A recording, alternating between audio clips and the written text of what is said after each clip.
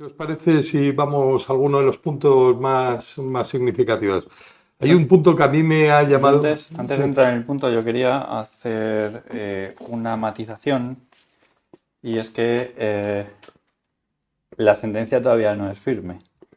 Entonces es cierto que hay una condena, pero todavía debemos tener en consideración la presunción de inocencia de esa persona, porque al no ser firme, la misma es susceptible de ser revocada. Entonces la puntualización es que, teniendo en consideración esa presunción de inocencia en base a la no firmeza de la sentencia, nosotros lo que vamos a tratar de hacer es comentar un poco los términos de la sentencia, pero incidiendo en ese punto que consideramos especialmente relevante, que es la presunción de inocencia de todo el mundo. Y sí, eso sin lugar a dudas. Es más, nosotros no vamos a hablar sobre el contenido material de la sentencia, sino sobre los conceptos jurídicos que se manejan en esa sentencia, que además es importante, y aunque a la gente le suena un poquito raro, esta sentencia es un desarrollo de la sentencia que dictó el Tribunal Supremo en fecha 17 de junio del 2021, que es la que finalizó con un desarrollo jurisprudencial al respecto del delito de revelación de secretos. Es una sentencia sobre la que giran ahora mismo todos los procedimientos de revelación de secretos. Y por eso yo creo que hay una serie de puntos jurídicos que pueden afectar tanto a la operación de Lux Luna como a otros procedimientos judiciales de revelación de secretos. Y mira, yo he cogido 4 puntos que, si queréis, los comentamos. Hay un punto en la sentencia que es importante, y David, igual sobre esto puedes comentar tú, en cuanto al tipo penal, y hace especial mención en los hechos probados a que no se ha podido determinar o conocer el medio por el cual la periodista accedió a los autos judiciales, que es absolutamente inocuo para la sentencia.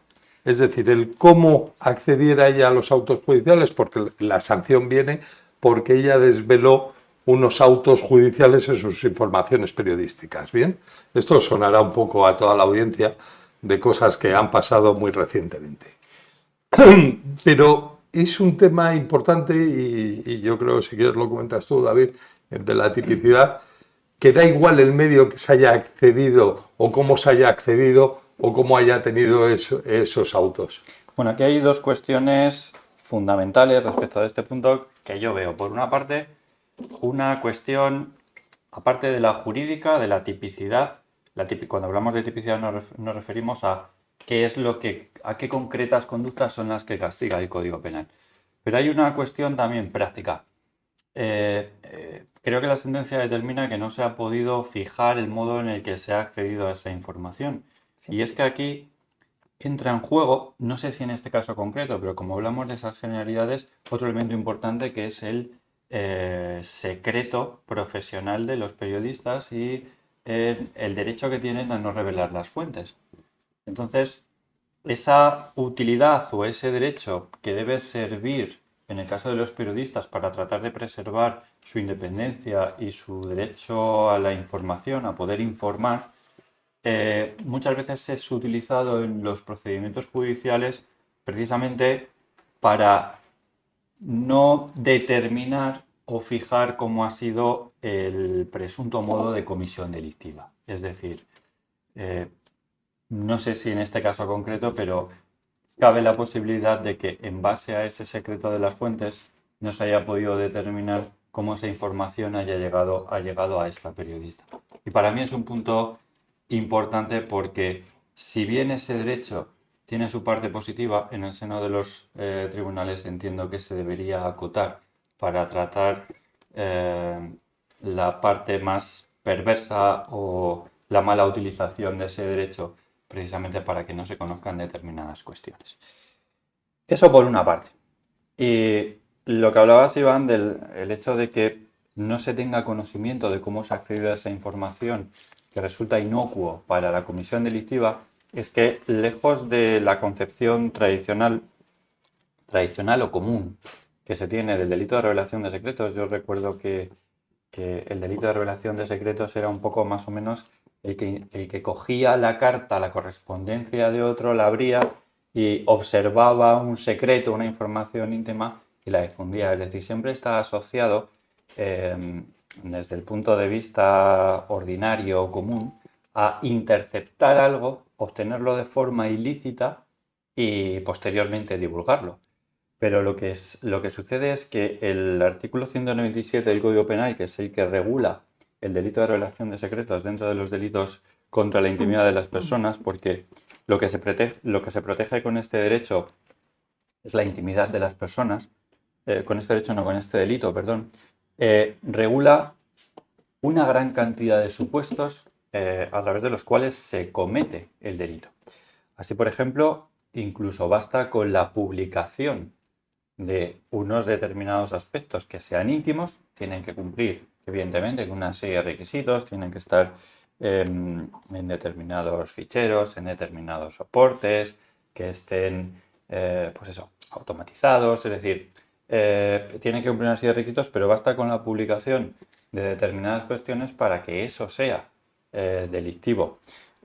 Incluso el propio Código Penal castiga aquellas conductas en las que la persona que ha cometido el delito no haya tomado parte en haberse apoderado, haberse obtenido esa información, cuando conociendo el origen ilícito de esos hechos, pues publique, difunda también esa información privada.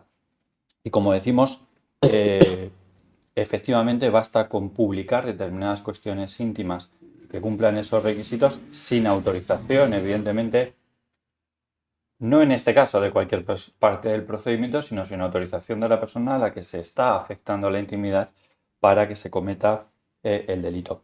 Pero además, bueno, en este caso las penas del delito de revelación de secretos son sustanciales. Por ejemplo, el tipo básico nos coloca de 1 a 4 años de pena privativa de libertad y multa de 12 a 24 meses. Se van incrementando en función de determinadas cuestiones, incluso el apartado 5 del artículo 197 castiga más severamente con la imposición de la pena en la mitad superior. La imposición de la pena en la mitad superior, digamos que la pena de 1 a 4, en este caso, por ejemplo, se divide en 2 y la pena a imponer no podría ser nunca la de 1 año, tendría que ser la mitad correspondiente a la segunda parte, ¿de acuerdo? Bueno, pues en este caso dice que si los datos a los que se refiere se revelan cuestiones de ideología, religión, creencias, salud, origen racial o vida sexual, o la víctima fuera un menor de edad o persona con discapacidad necesitada de especial protección, es cuando se impondrán las penas en su mitad superior. Es decir, existe agravación en función de los datos que en este caso yo considero no solo íntimos, sino especialmente íntimos y de especial Que son protección. todos, David, todo lo que son derechos fundamentales, porque todo lo que has citado son la Constitución del 14 al 29, que son los que tienen que estar sumamente protegidos, de religión, política, sexo. Hay una doble vulneración de derechos fundamentales. En primer lugar, siempre se produce la vulneración del derecho a la intimidad, pero es que además se conculca de forma simultánea otro derecho fundamental que es cada uno de estos. Y por dar una última pincelada, también se impone en su mitad superior cuando la comisión delictiva se lleva a cabo con fines lucrativos. Sí, incluso cuando es con fines lucrativos y afecta a esos supuestos de derechos fundamentales, ya no solamente va en grado superior, sino va de 4 a 7 años la pena. Es decir, estamos hablando de unos términos punitivos importantes.